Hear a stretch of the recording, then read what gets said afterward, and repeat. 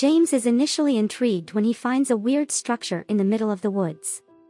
It didn't have windows or doors. He made a valiant effort to sneak a peek inside the structure to observe what was happening within.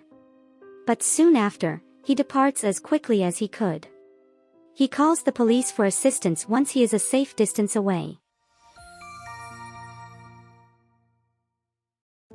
James had been hiking for approximately 2 hours in the quiet forest. He noticed something between the trees in the distance. Something like that shouldn't be so distant from civilization and so deep in the forest. But it aroused James' interest. He discovered that the structure was some sort of stone house when he drew nearer.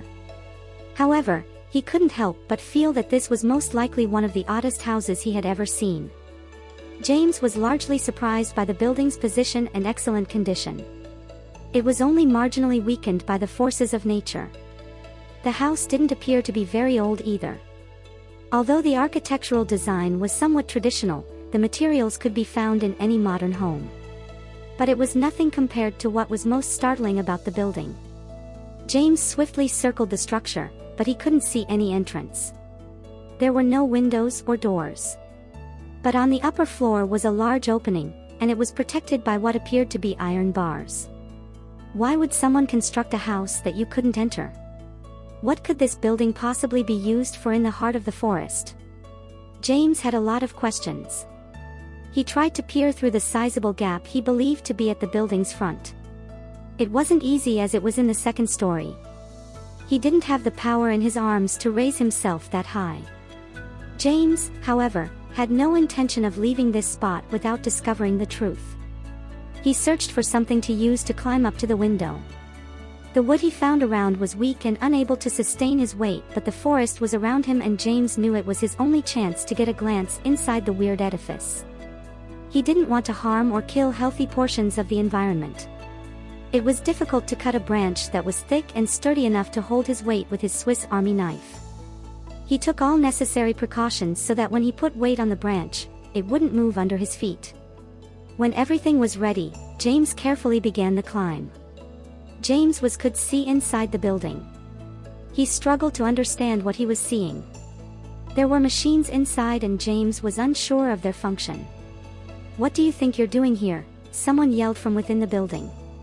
Immediately, James lost his balance and fell off the branch. He took a severe fall, but when he began to hear frantic sounds coming from inside the house, his adrenaline took over. He stood up as quickly as he could and fled the premises. Although he didn't know how someone could enter or leave this property, he wasn't going to hang around to find out. When he was a safe distance away where he could still see the building, he called the police. The police didn't believe what James was saying. But when James shared pictures and his location with officers, they knew he wasn't lying. They sent some cops to the scene to explore it. The police realized there was no easy route to reach James. If they followed his route, they would have to walk at least 3 hours, and if they drove, it would take them a whole day. There simply wasn't any other option. These two options were out of the question. Fortunately, 5 cops went with the helicopter. James made it sound urgent and they arrived in 15 minutes. The helicopter flew as high as possible to avoid being spotted by curious civilians or possible fugitives. No one could see the unusual house that James had described over the phone, but they were all entranced by the grandeur of the trees as they peered down. When they saw the house, they jumped out of the helicopter. As soon as the last officer jumped onto the stony terrain, the pilot headed back to base but remained available in case of an emergency. The commander paid attention to James and tried to understand his muddled speech. James was taken aback by what he believed to have been inside the building's walls. James told the commander that he had been watching the house and the person he saw was still there. He suggested that they enter through the roof. Everyone's positions were swiftly given by the commander. James silently observed the scene as the police officers worked to secure their positions. The more he observed the situation, the more hoped not to be in the wrong. James' wish seems to have come true. The authorities were forced to acknowledge that James was not exaggerating or lying. There was a lot of machinery inside, but no one in sight. James waited for the same sound that earlier had thrown him off balance. But instead, the police officers were met by stillness. The officers exchanged a look of awe. They knew the assailant James described had vanished. This was the perfect moment to storm the building. They had no other choice. The officers assisted one another in climbing through the window one at a time. Although the goal was to prevent bloodshed, the officers were armed and cautious.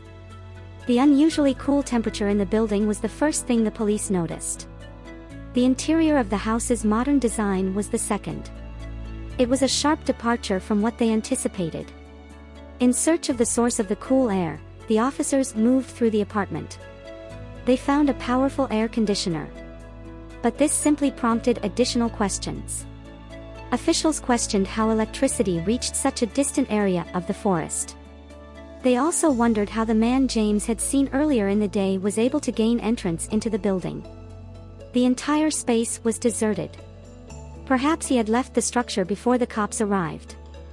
As they observed further items in the building, the police exchanged knowing glances. They were certain something illegal had been taking place within the building. The commander requested that experts come and investigate the crime site. They wanted answers. Before a specialist could arrive, it would be several hours, allowing the criminals plenty of time to flee. They were about to give up when they heard a huge explosion come from a corner. A trapdoor had caused one of the officers to trip over it. Two cops entered the trapdoor swiftly to learn more and reported that the trail appeared to go on forever. They had uncovered the exit. The commander felt content that they could solve the case. They all had the same idea: if they moved quickly, they might be able to apprehend the suspects. The police picked up their pace and arrived at the end of the tunnel. A ramp led into a related structure that was connected by a second trapdoor. They weren't expecting a light at the end of the tunnel. They would need to come up with a strategy. Then they heard movement behind the door and contemplated their next move. They couldn't let this chance go away. The four officers went silently around the entrance with their guns drawn while they listened. There was activity. Fortunately, the door was unlocked while someone was moving objects underneath them. They rushed down the trapdoor screaming for everyone nearby to freeze. The officers aimed their guns at their target. It was a man, and he had a horrific expression. He had just finished loading a truck. He hung his head and lifted his hands. The handcuffs snapped shut. This must be the man James had seen.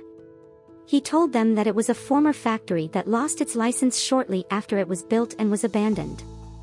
The man said that it worked as a covert storehouse for the components of the product. The original builder had kept it a secret.